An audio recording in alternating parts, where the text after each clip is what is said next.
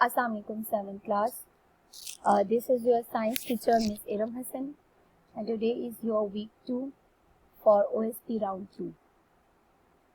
और आज के लेक्चर में हमने chapter number 3 page number 43 chemical bonds के बारे में पढ़ना है। एंड केमिकल बॉन्ड्स दो तरह के होते हैं, कोवेलेंट बॉन्डिंग या फिर आयनिक बॉन्डिंग। तो वन बाय वन हमने इन्हीं दो बॉन्डिंग को पढ़ना है। सबसे पहले है आयनिक बॉन्डिंग। आयनिक बॉन्डिंग से रिलेटेड थोड़ा सा आपको लास्ट लेक्चर में भी आपको गाइडलाइन दी गई थी कि कैटआयंस एंड एनॉयंस का फॉर्मेशन, कैटआयंस और एनॉयंस कैसे बनता है। कैटआयंस होते हैं पॉजिटिव आयंस, जब वो एक इलेक्ट्रॉन, एक एटम एक इलेक्ट्रॉन लूज करता है तब उस पे चार्ज कौन सा आ जाता है, कैटआयन का प्लस चार्ज आ जाता है। An atom that gains an electron becomes a negative ion. और एनॉयन कब बनता है, नेगेटिव आयन कब बनता है, जब वो एक इलेक्ट्रॉन एक्सेप्ट करे कोई भी एटम, तब उस पे जो चार्ज बनता है दैट इज एनॉयन। सो कैटआयन और एनॉयन का फॉर्मेशन लास्ट लेक्चर में आप पढ़ चुके हैं। तो ये वही है कि जब कैटआयंस एंड आयनाइंस एक इलेक्ट्रॉन लूज कर रहा है और दूसरा एटम इलेक्ट्रॉन एक्सेप्ट कर रहा है, तब उनके बीच में जो बॉन्ड्स बनते हैं वो कौन से बॉन्ड हैं, आयनिक बॉन्डिंग है। इसके एक एग्जांपल देख लेते हैं हम सोडियम एंड क्लोरीन की। सोडियम का साइन क्या है, Na, एंड क्लोरीन का साइन क्या है, Cl। Sodium atomic number is 11, that means कि उसके पूरे जितने ये अगर हम शेल्स देखें, इलेक्ट्रॉनिक कॉन्फ़िगरेशन देखें तो उसमें 11 इलेक्ट्रॉन्स होने चाहिए। पहला शेल है उसमें कितने इलेक्ट्रॉन्स हैं, 1 एंड 2, ये जो क्रॉसेस बने हुए हैं 1 एंड 2। फर्स्ट शेल कंप्लीट हो गया, डुप्लेट। सेकेंड शेल ऑक्टेट होना चाहिए, ऑक्टेट का मतलब 8 इलेक्ट्रॉन्स होने चाहिए इसमें। तो इसमें कितने इलेक्ट्रॉन्स हैं, क्रॉसेस काउंट करें, 1 2 3 4 5 6 7 एंड 8। दैट मीन्स कि सेकेंड शेल भी कंप्लीट है। फर्स्ट शेल में 2 इलेक्ट्रॉन्स, सेकेंड शेल में 8 इलेक्ट्रॉन्स, टोटल कितने इलेक्ट्रॉन्स हो गए, 10 इलेक्ट्रॉन्स। अब सोडियम के आउटरमोस्ट शेल में कितने इलेक्ट्रॉन्स होंगे, सिर्फ 1 इलेक्ट्रॉन, ये 1 इलेक्ट्रॉन। उसके बाद अगर आप क्लोरीन को देखें तो क्लोरीन के आउटरमोस्ट शेल में कितने इलेक्ट्रॉन्स हैं, 1 2 3 4 5 6 एंड 1, ये 7। आपको मैंने ये चीज़ बताई थी लास्ट लेक्चर में भी कि किसी भी एटम को स्टेबल रहने के लिए उसका ऑक्टेट कंप्लीट होना चाहिए। ऑक्टेट कंप्लीट होना चाहिए या फिर डुप्लेट कंप्लीट होना चाहिए। अब ऑक्टेट कंप्लीट होने का मतलब ये है कि उसके आउटरमोस्ट शेल में 8 इलेक्ट्रॉन्स होने चाहिए। अगर उसके आउटरमोस्ट शेल में 8 इलेक्ट्रॉन्स हैं तो वो स्टेबल है, वो कोई भी बॉन्ड नहीं बनाएगा।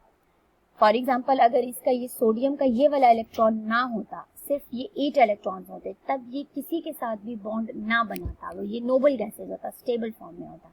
लेकिन ऐसी कंडीशन नहीं है, इसके आउटरमोस्ट शेल में 1 इलेक्ट्रॉन प्रेजेंट है और क्लोरीन के आउटरमोस्ट शेल में 7 इलेक्ट्रॉन प्रेजेंट है। अब मुझे बताएं कि ये जो सोडियम है ये अपना ये एक जो इलेक्ट्रॉन है वो इजीली क्या कर सकता है, डोनेट कर सकता है, लूज कर सकता है।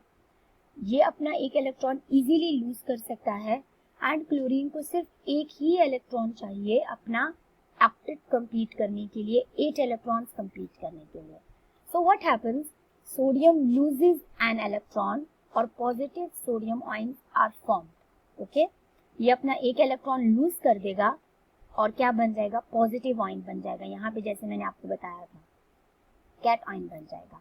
इसने एक इलेक्ट्रॉन लूज कर दिया, अब इसके पास क्या है, ये जो first shell and second shell वो ही प्रेजेंट है और आउटर मोस्ट शेल का इलेक्ट्रॉन लूज हो गया तो उस पे साइन क्या आ जाएगा, Na+। सही हो गया, उसने एक इलेक्ट्रॉन लूज कर दिया। अब वो जो इलेक्ट्रॉन लूज कर गया है वो कहाँ गया, क्रॉस वाला। क्लोरीन को एक ही इलेक्ट्रॉन चाहिए कंप्लीट करने के लिए ऑक्टेट, तो वो इलेक्ट्रॉन क्लोरीन के पास आ जाएगा, Cl नेगेटिव बन जाएगा।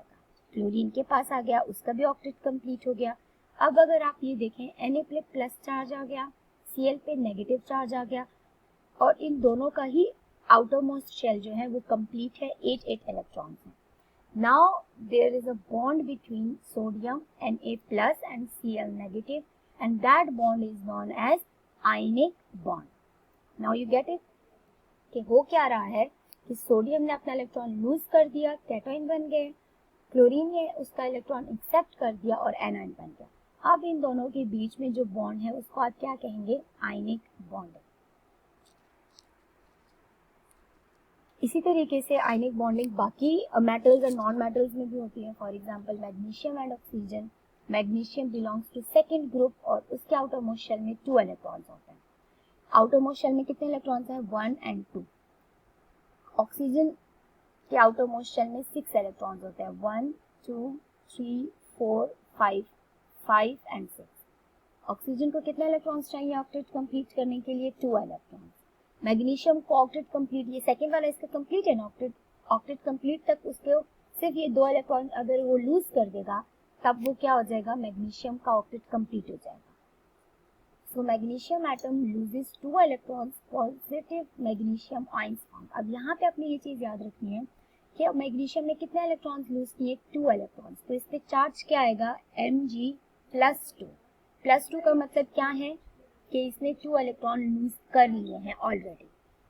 इसी तरीके से ऑक्सीजन है तो इसको सिर्फ 2 इलेक्ट्रॉन्स चाहिए एक्सेप्ट करने के लिए. तो ये क्या करेगा?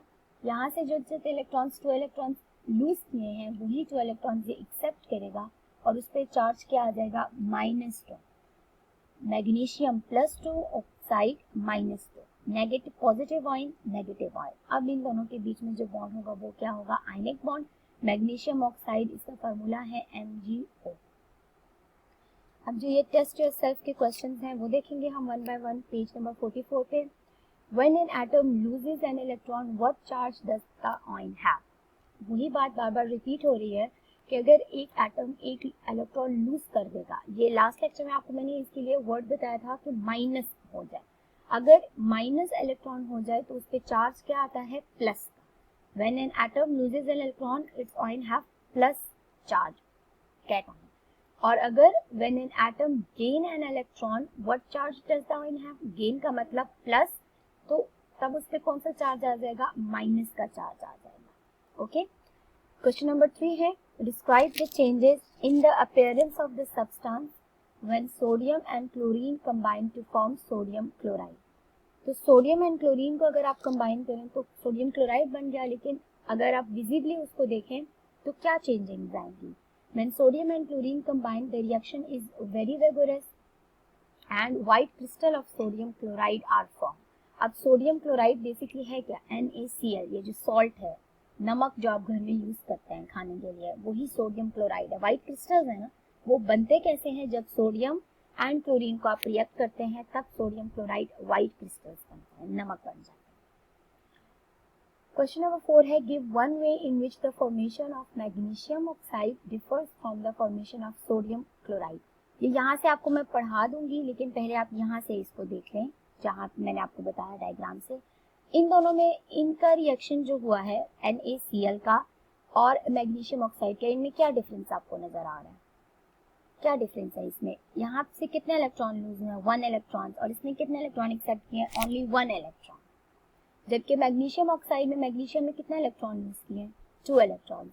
एंड ऑक्साइड ने ऑक्सीजन ने कितने इलेक्ट्रॉन एक्सेप्ट किए? 2 इलेक्ट्रॉन्स. तो यही डिफरेंस है इन दोनों में. क्या है वो difference? During the formation of magnesium oxide 2 electrons are lost by magnesium and gained by the oxygen. सही हो गया.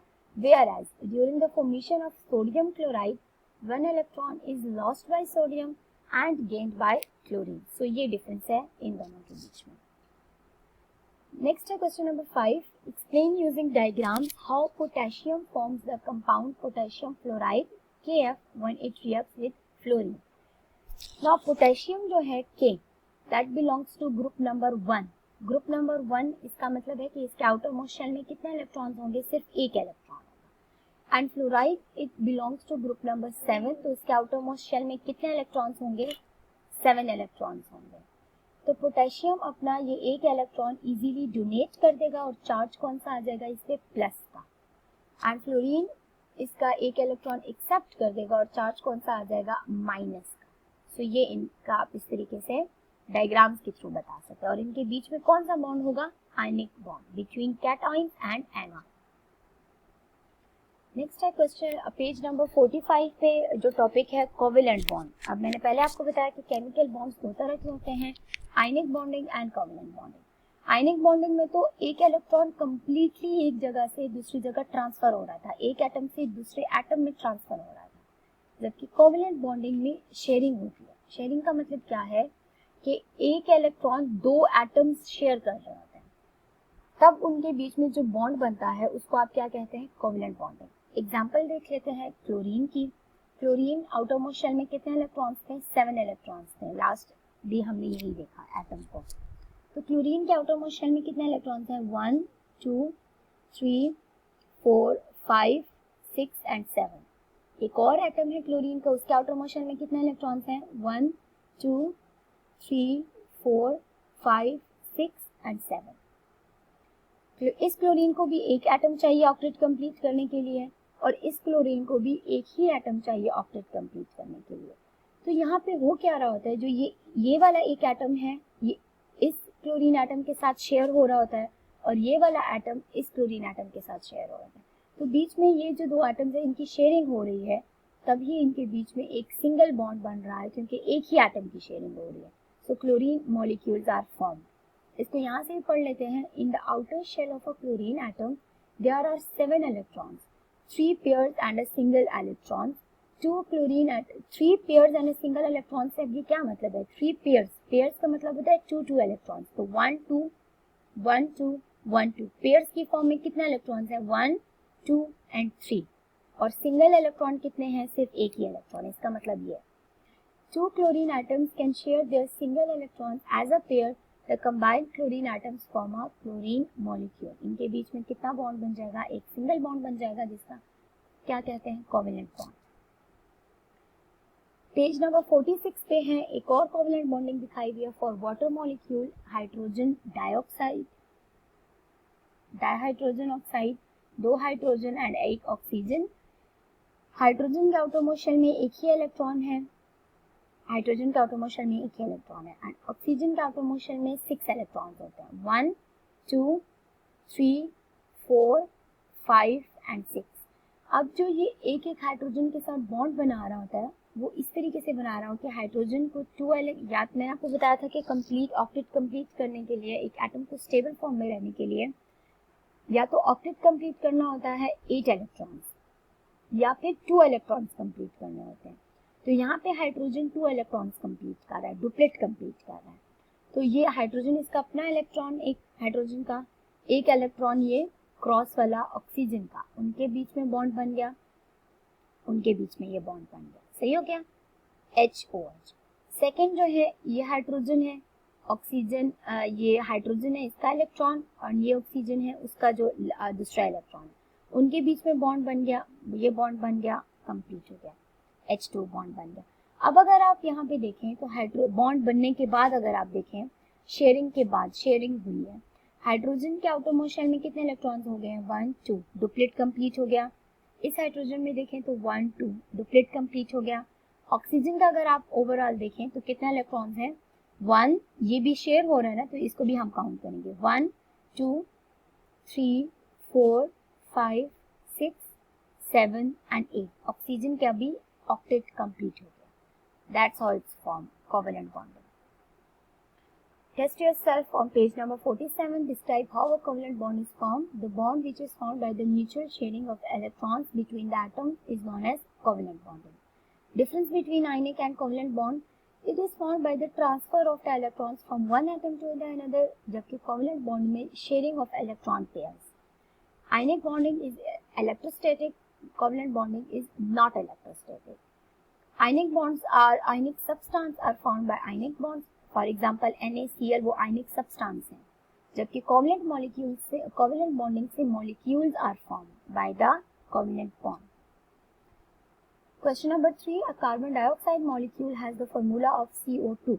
What elements are in carbon dioxide? तो यहाँ से आपको भी पता चल रहा है कि एक होगा इसमें carbon dioxide contains oxygen and carbon, 1 carbon and 2 oxygen. How many atoms of each element are there in one molecule of carbon dioxide? Carbon dioxide contains 2 oxygen atoms covalently bonded to 1 carbon atom.